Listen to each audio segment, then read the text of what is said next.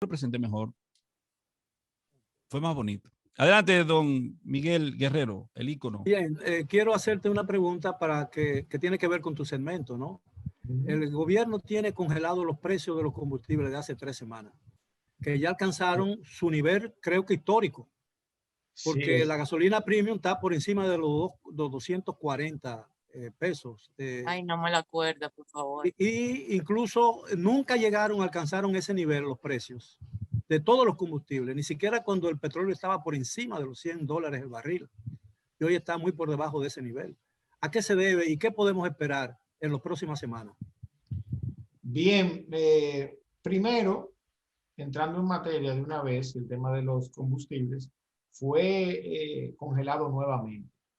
En ese sentido, el gobierno publicó que asumió alrededor de 316 millones de pesos por haber congelado el precio de los combustibles. Y como usted bien dice, ya el precio de la gasolina supera los 242 pesos por galón.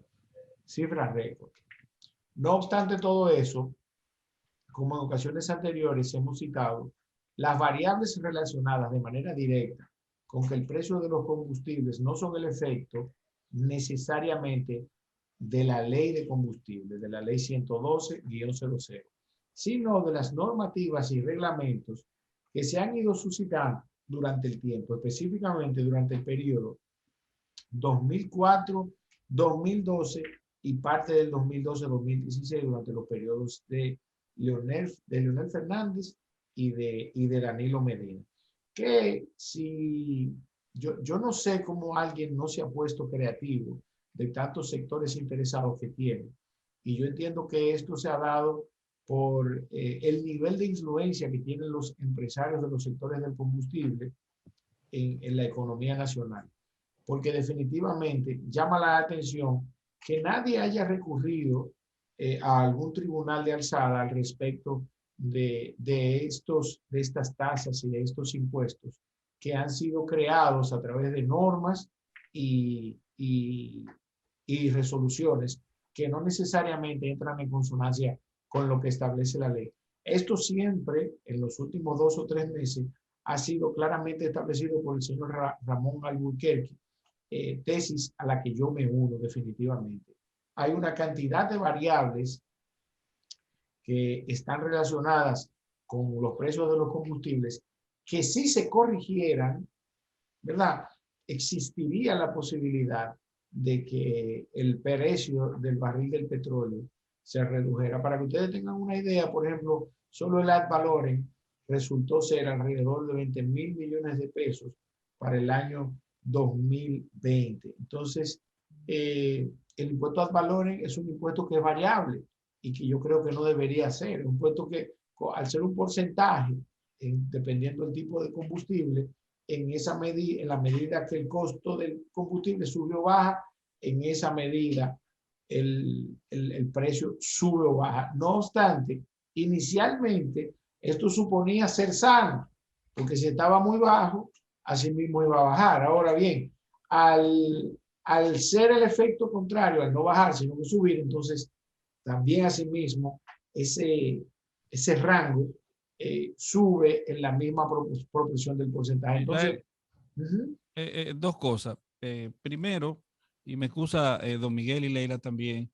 No, tranquila, adelante. No, que lamentablemente hay personas que me han estado insistiendo y preguntando, y ya que don Miguel hizo una pregunta ahorita, muy capciosa, por cierto, de si tenemos audiencia. En Alemania, Israel de la Cruz reporta la audiencia en Alemania, en Berlín. Y su padre, Julián Antonio de la Cruz Martí, es uno de los más fieles oyentes de este espacio. Y quería preguntarte, Israel, si tú has tenido tiempo de indagar, y gracias a ellos por su apoyo, si tú has tenido tiempo de indagar, si hay una legislación que autorice, que ampare, que apoye, y si no, bueno, queda como un asunto pendiente, nueva vez. Este tipo de accionar por parte de industria y comercio, o sea, se pueden amparar, están facultados por una normativa para llevar a efecto estos congelamientos en los precios de los combustibles? No, Valentín, definitivamente no. Ni para el aumento de los combustibles en función de normativas y reglamentos que no estén amparados en la ley. Los impuestos solamente se pueden crear a través de leyes. Tú puedes crear una tasa por algún tipo de servicio y debes justificar para qué se va a utilizar ese dinero, que debe estar necesariamente o directamente relacionado con el servicio que tú prestas o con el bien que vas a distribuir. Esa es una cosa, pero desde el punto de vista local no existe, salvo el estado de emergencia que puede dar al traste con que inclusive hasta se regale el combustible. Bueno, eso es una cosa, pero de manera normal no existe una normativa que le permita al gobierno estar rejugando. Porque yo te voy a decir algo, imagínate que no estemos en estado de emergencia, sino que estuviéramos en un año electoral, don Miguel. Lo que estuviera pasando con el tema de los combustibles sería una locura, como se ha vivido en alguna medida en otros periodos que se han manejado los precios de los combustibles. Inmediatamente se acaban las elecciones, y puedo citar los dos casos de Danilo Medina y de Leonel Fernández. ¿Qué pasa? Que inmediatamente se acaba la campaña, ellos ganan, entonces se ajusta al valor real el precio de los combustibles, entonces se empieza a recaudar para compensar lo que está haciendo el gobierno en este momento. Por ejemplo, ya con estos 316 millones de pesos, en lo que va de año, tenemos casi 2.000 millones de pesos, que se puede decir que es un déficit que estamos teniendo, que en algún momento lo vamos a tener que pagar, ya sea de otras cuentas, lo más seguro ayudas sociales, para que esté claro, o en su defecto, financiar esa deuda para poder enfrentar los compromisos internacionales con los precios del petróleo. Entonces, para concluir, yo voy a terminar concluyendo con lo que he dicho en ocasiones anteriores. Decir que se va a revisar la ley de combustibles con tendencia a la baja no es más que demagogia política. Los impuestos que se recaudan a través de la ley de combustibles están, el pago de la deuda, están establecidos en el presupuesto, están comprometidos. No te van a nombrar en industria y comercio y tú no tienes una fórmula. Él no está buscando un nombramiento.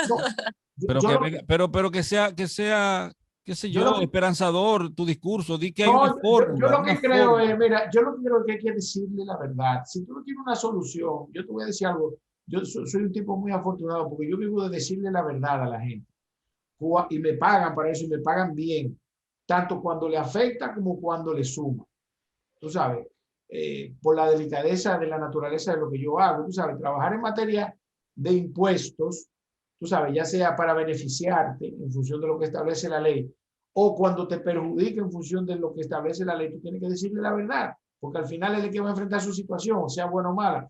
Y en materia financiera, si tú estás trabajando para ayudar a un empresario a desarrollar un negocio, a adquirir un préstamo, a buscar capital, tú no puedes salir a vender un sueño, porque de ese sueño que tú te vas a beneficiar también. Entonces, es difícil para mí sentarme aquí a través de las ondas hercianas o a través de YouTube donde nos vean y decirle a la gente que Luis Abinader, cuando dijo eso el 27 de febrero, no estaba siendo lo suficientemente serio.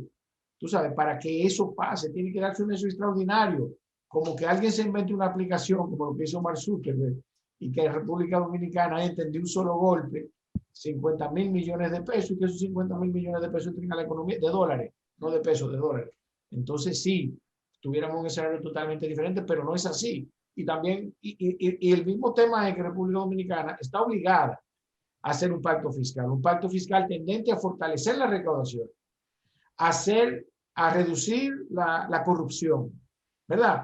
Y entonces a crear mecanismos de evaluación al respecto de cómo y en qué se gasta el dinero que se recauda en República Dominicana. Entonces, no es serio de nuestro amigo Luis Abinader decir que va a haber una reforma tendente a reducir los precios de los combustibles. Eso no es a mí me parece también que lo que ocurrió con el pacto eléctrico aleja la posibilidad de que en el corto o mediano plazo alcancemos algunos escalones de la difícil escalera que llega al pacto fiscal. Evidentemente eso hay que olvidarse de eso por un tiempo. Ahora yo lo que pienso, y estoy de acuerdo contigo, que el presidente quizás mortificado, y le voy a dar cierto margen de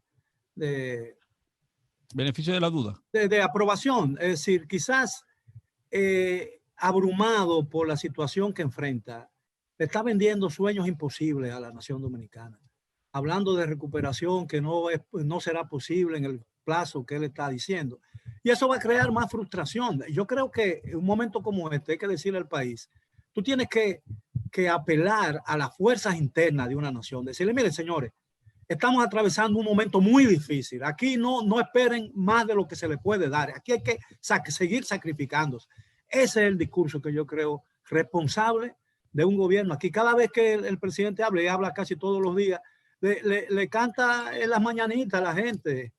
¿Entiende? Y eso puede ser muy riesgoso porque... Claro que es un riesgo muy grande porque va a crear más decepción y más frustración al final. Porque ninguna de esas cosas se va a dar. Sí, mire, cuando se dice, por ejemplo, que, y creo que Israel puede tomar el tema con más profesionalidad y más profundidad que nosotros, o sea, que yo, en términos personales, que mí. Aunque Israel trajo unos temas también, tengo Por favor, Valentín. Bueno, pues vamos a darle chance porque quedan 10 minutos. Israel trajo sus temas también. Mire, Israel, temático, el asunto de 180,000 turistas que llegaron a la República Dominicana y que se ha anunciado que esos 180,000 turistas crearon 100,000 puestos de trabajo. Eso desde el punto de vista económico es imposible, pero yo sé que tú trajiste tu tema, Israel, te lo dejo como tarea pendiente. Y bienvenido otra vez, Israel, no le pongas el jingle. Bienvenido, Israel, otra vez a tu... Mira, yo antes de contestar... Llegaron los poderosos. Llegaron los poderosos. Y la billonera. Para contestarte tu pregunta, mira, al cierre del 31 de diciembre del año 2020, en República Dominicana habían cerrado 1.185 empresas, micro, pequeñas y medianas empresas. Y el total de los desempleados a esa fecha, que yo quiero que ustedes recuerden que los desempleados formales llegaron casi a los 800,000. Se cerró con alrededor de 165,000 personas acogidas a fase.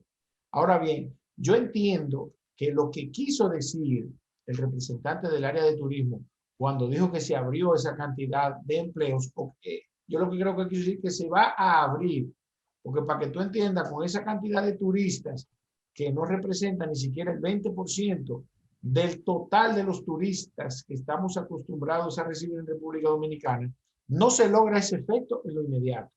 ¿Tú entiendes lo que te quiero decir? Entonces, si el total del desempleo en República Dominicana de personas acogidas a fase, estamos hablando de empleados formales, no estamos hablando de los informales que, por ejemplo, bares, discoteca, el sector artístico, el teatro, que son muchísima gente. Hay sectores que todavía no han abierto y otros que han abierto a la mitad.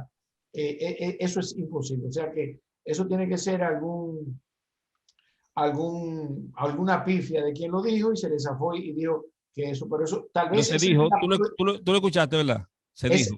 Esa puede ser la proyección. Mira, alguien dijo... Saluda a Georgie Rodríguez de Los Poderosos que acaba de entrar. Mira, Israel trajo sus temas y quedan nada más 8 minutos, por favor. Entonces, hay un tema sumamente importante que está pasando en este momento en la economía nacional y es la tasa del dólar. La tasa del dólar en este momento, el Banco de Reservas la está comprando a 56.10 y la está vendiendo a 57.15. De manera general, esto es bueno. Israel, ¿la venden 57 cuánto, perdón, hoy? 15. Okay. ¿Y ese es el precio real del dólar? La diferencia es muy amplia. Estamos hablando de 105 puntos en términos de cómo se calcula. Eso es un peso con 5 centavos de manera exacta, 105 puntos. Por encima del promedio, cuando la diferencia entre tasa de compra y venta, lo normal es que sean 50 centavos, el equivalente a 50 puntos en términos cambiarios. Entonces, en ese sentido, la información que tengo extraoficialmente es que el gobierno aspira a colocar la tasa del dólar a 54 por 1 en los próximos 45 días. Esperemos que lo logren, tú sabes. Es una expectativa buena que puede dar al traste inclusive con que el precio del barril de petróleo vuelva a colocarse en precios un poco más asequibles. Entonces, en ese sentido, el gobierno tiene la suficiente liquidez para enfrentar esa situación. Todos sabemos que el Banco Central cerró su año con reservas internacionales buenas por encima del promedio y que en el año 2020 República Dominicana tuvo cifras récord al respecto de las remesas internacionales. Para el año, una pregunta.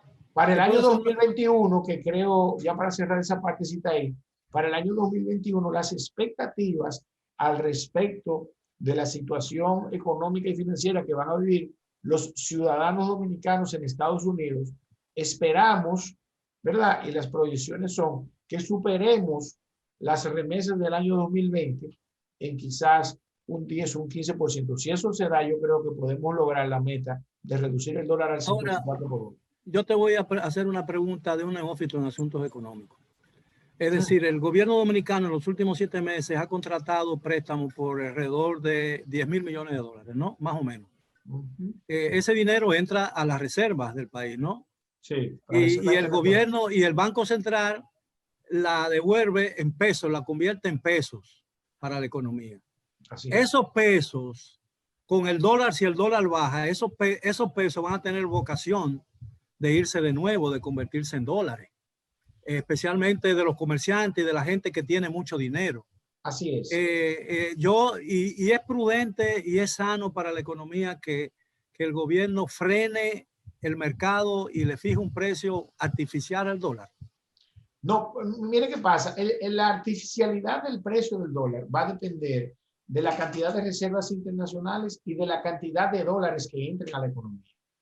Entonces, por ejemplo, aunque la economía decreció en 7.6%, ¿verdad? Menos 7.6%, el promedio, para que usted tenga una idea, fue el Producto Interno Bruto fue de 82.000 millones de dólares, se redujo alrededor de 6.000 millones, nos situamos nuevamente en 76.000 millones de dólares, ¿verdad?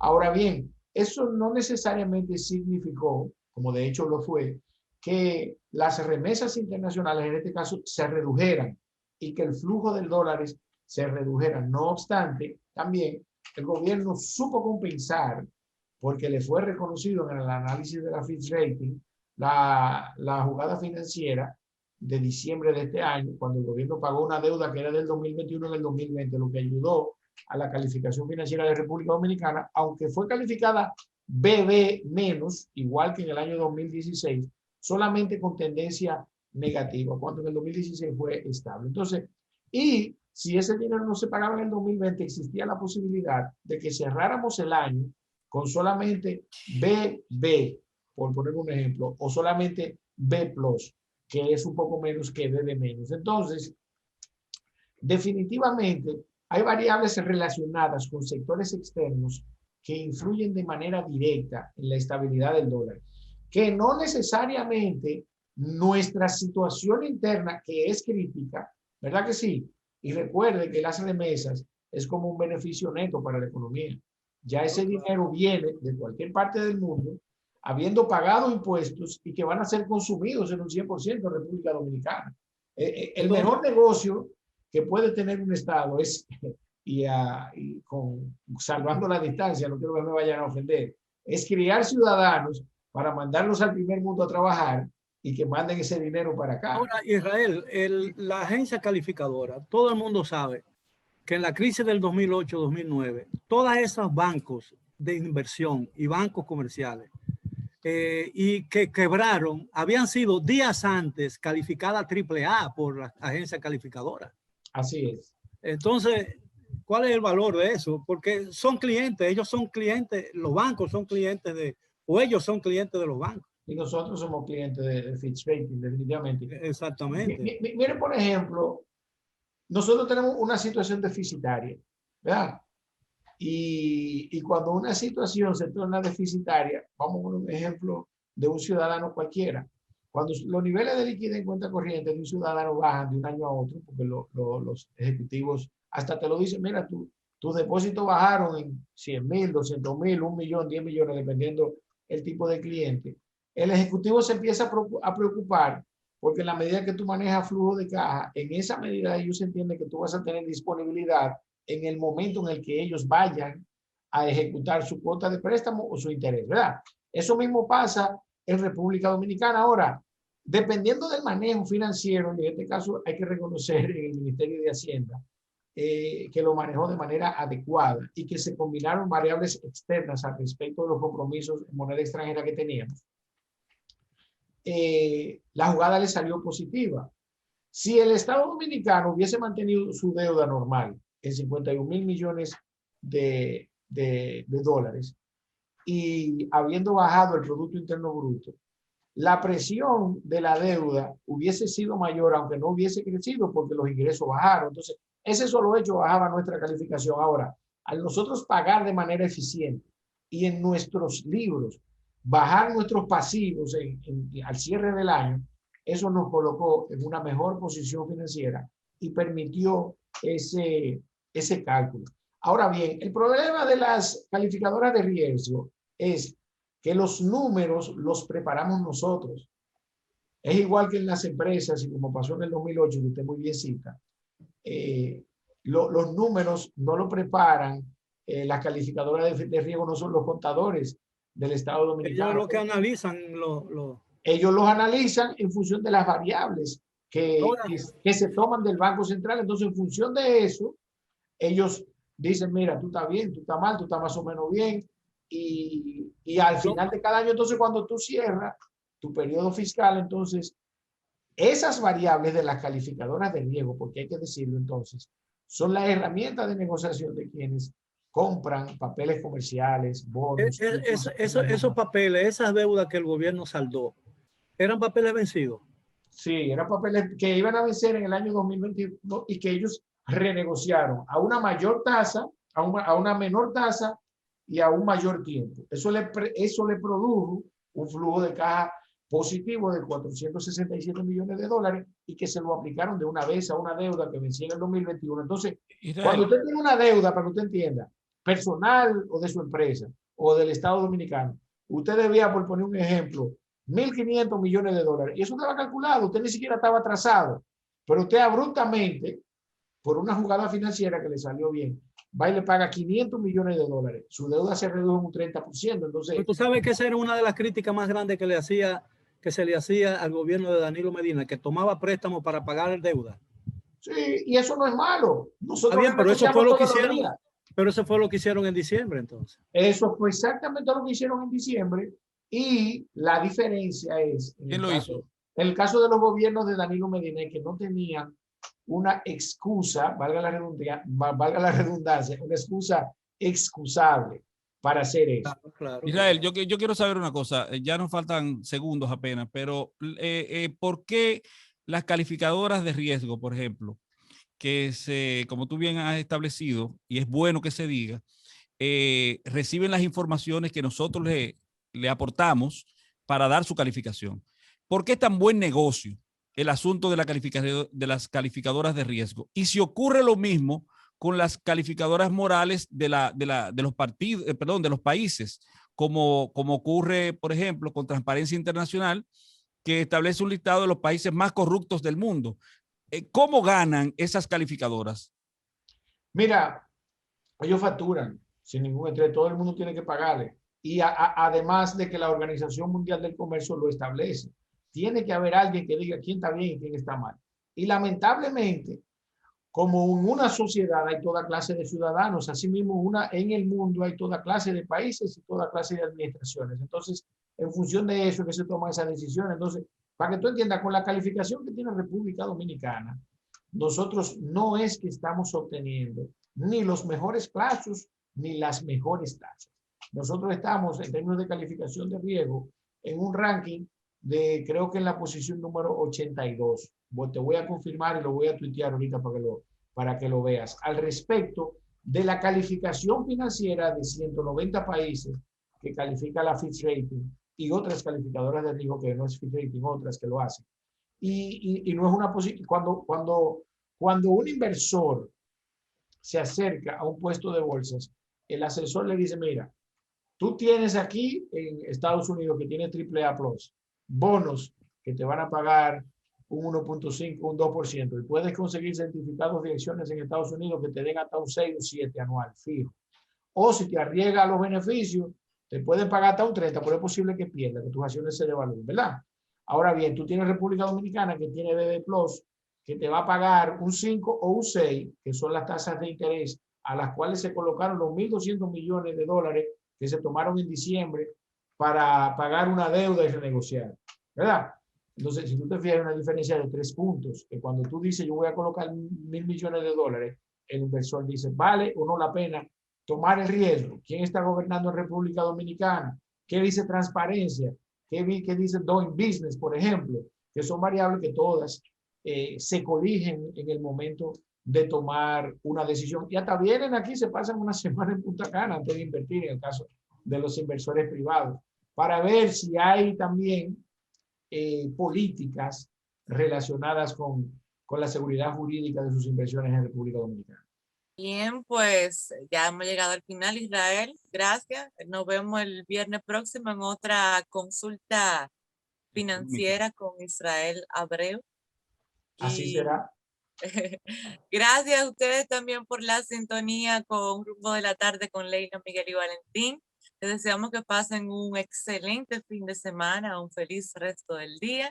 Estaremos aquí para otra entrega de este programa el lunes a las 4 de la tarde. Mientras tanto, sigan con la programación de Rumbo.